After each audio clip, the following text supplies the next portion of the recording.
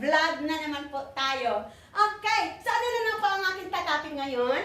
Is pupunta naman po tayo sa ating healthy well-being. Ayan. So, healthy fitness po tayo ngayon.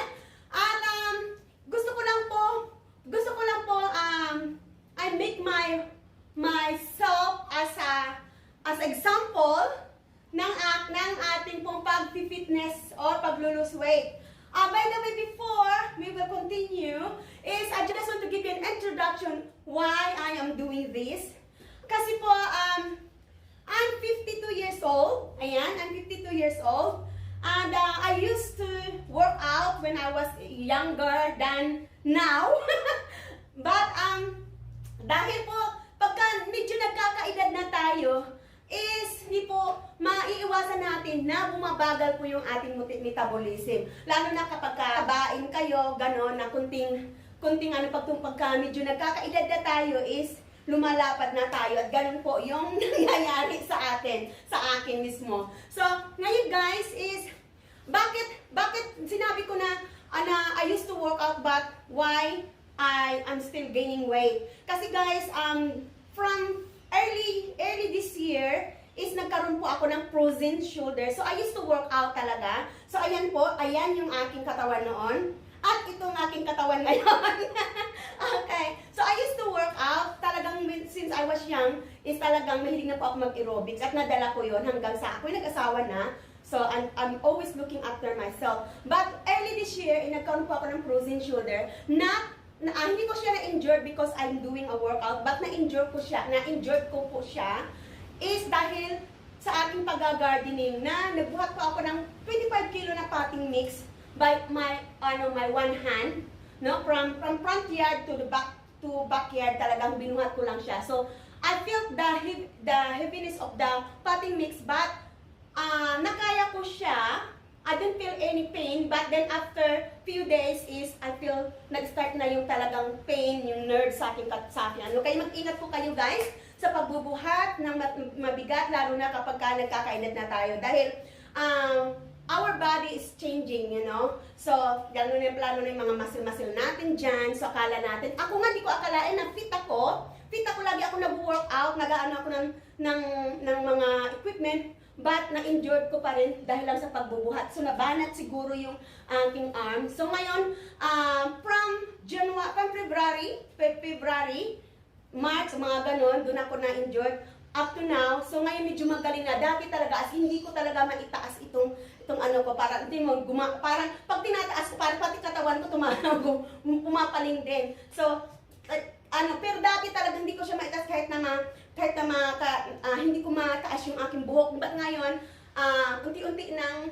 bumabalik yung lakas ng aking arms. So, nakakapag-move na ako at hindi na siya talaga masakit. So, it's getting there. Now, I'm getting to bumabalik na yung normal ng aking arms. So, ngayon guys is, dahil yan, is kailangan ko na talaga, ang nangyari naman for 6 months is, talagang nag-gain ako ng weight.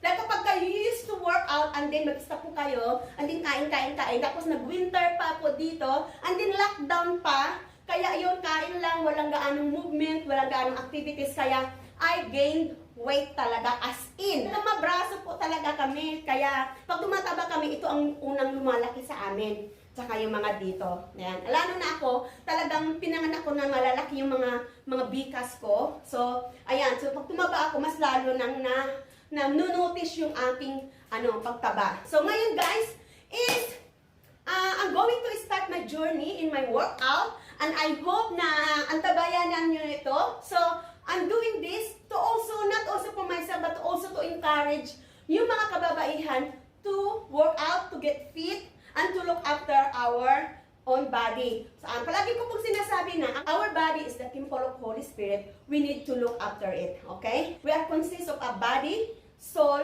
and spirit. Okay? So, kailangan natin pangalagaan din yun ng ating physical na pangangatawan. So, ayan guys. So, ngayon, papakita ko po sa inyo. Before that is, meron po akong body sa partner ko po ito sa aking pag-lose weight. So, from 89, nag-87 na po ako dahil sa kakadrink ko nitong mulberry leaf juice. Okay, green juice. So, Ang panoorin po natin guys, ito ay direct from Japan. Ito po yung aking body ngayon, body ko ngayon at kasama ko sa aking pag-lose weight. Na-explain ko na po ito from my previous vlog. I'm going to introduce to you their promoter of this mulberry leaf. So, panoorin po natin. If there's one superfood you should be adding into your diet, it's mulberry leaf. For thousands of years, mulberry leaf has been used for medicinal purposes and also as a health drink in East Asia. Mulberry leaf extract contains a substance called 1-deoxynitromycin, or more commonly known as DNJ. And what DNJ does is that it reduces the body's absorption of carbohydrates. This aids in stabilizing the blood sugar levels. Hence, it is an incredible herb in treating and preventing type 2 diabetes. It is also for everybody. Drinking mulberry tea on a regular basis can also help with weight loss. Since feelings of hunger are tied to blood sugar levels, keeping them steady can diminish hunger and naturally lead us to reduce on our food consumption. I'm drinking mulberry leaf by Delish Organics. This is made in Japan and is organic JAS certified. Mulberry green juice is not your typical green juice. That's because mulberry leaves contain a unique active ingredient called DNJ, which is a natural carbohydrate blocker. This inhibits the digestive enzyme of sugar and starch from being absorbed into our body. Hence, regular consumption of DNJ is highly recommended for you to achieve your ideal body weight, and it can also help to prevent type 2 diabetes. Simply mix 1 sachet with a cup of water and consume it before your meals. The mulberry leaf by Delish Organics is extremely convenient as it comes in small individual packs, which you can easily carry out with you. This is made in Japan and is organic JAS. Guys, so yan, nakita nyo naman kung gaano ka-effective itong mulberry leaf. At saka, ang maganda po dito is organic siya. Mulberry leaf with ginger. So, alam niyo naman po ang ginger, no? Turmeric, talagang maganda rin po sa ating katawan. So, ayan guys, kung gusto niyo pong pumili, mag-order niyan, ilalagay ko po yan dyan yung link sa description. And you can order direct from them, direct from Japan, wherever you are, wherever country or location you are, makakapag-order po kayo direct from Japan. Ang sa akin, deliver nila sa akin, in 2 days lang, by DHL. Yon, kaya makukuha nyo agad. Now, because we are drinking of that mulberry, so, kung i-combine naman po natin siya ng basic workout, kasi habang naglulus tayo ng weight, nagsasag po yung ating, kasi maalis na yung mga taba-taba natin. So, nagiging sad po yung ating skin. So, ang gawin po naman natin yan is we combine it with workout or basic exercise lang, ganon. So, ayan guys. So, I'm at 87 kilo now. Ayan. At hindi pa ako nahihiya na ipakita sa inyo yung aking katawan para makita nyo naman po yung pagkakaiba later on. Ano? My goal is 6 months. So, let's say, start po muna tayo ng 3 months. So, up to December, September na pala ngayon, October, November, December. Up to end of December, pakita ko po yung nabawa sa akin na sinuot ko ngayon, itong pag-exercise ko ito. Talagang napaka-loose po sa akin ito. Loose siya. Ngayon, tingnan nyo naman is halos wala nang mapaglagyan. So, ngayon, ito rin po yung aking isusuot kapag ako po ang nag-lose weight na. I aim at least 3 kilo or 6 kilo end of December. Ayan, guys. So, para naman pagka, ayan, may mga gilit-gilit na po ako dyan na dati is ganyan na ganyan ang katawan ko. Now, look at me now. So, ayan yung katawan ko po dati. Dito ako banda. Ayan yung katawan ko dati. And now, look at me now. So, talagang nag-gain po ako ng weight for 6 months dahil wala po akong ka-exercise dahil bawal po igalaw itong aking braso. But this time, medyo kaya ko nang mag-exercise ulit. So, ayan yung aking nag-gain. Dito is may abs, nag-pull na yung abs ko dati. Ngayon, clubs naman ngayon ang na-replace. So, ayan. So, kailangan, mahilig po ako maglagay ng belt para pampapawis din. So, lalagyan po natin ng belt ito, ng ating matabang katawan. So, ayan guys. So, mag-start po tayo ng mga stretching lang po muna from the start. No? Hindi ba natin masyadong biglain yung ating katawan at baka mamaya instead na mananakit na yung ating katawan. Transparent po ako. Bali talagang mag-start po tayo from para makita natin yung ating yung progress natin from today, October 5 to December, let's say December or January 5. Gawin na natin January 5, guys. Alright. Okay, mag-start na po tayo ngayon ng ating basic workout.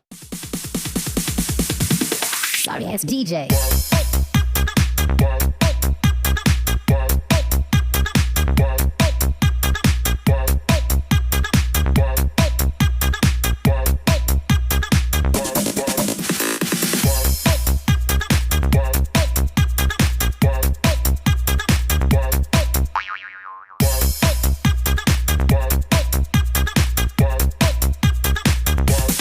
You can get some.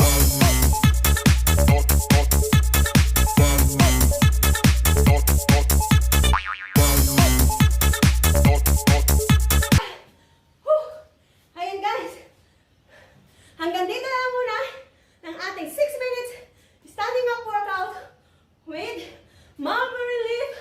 So, I hope guys na samahan niyo po ako sa akin pong journey in losing weight at tingnan natin kung may pagbabago pa every vlog na gagawin ko po. Okay?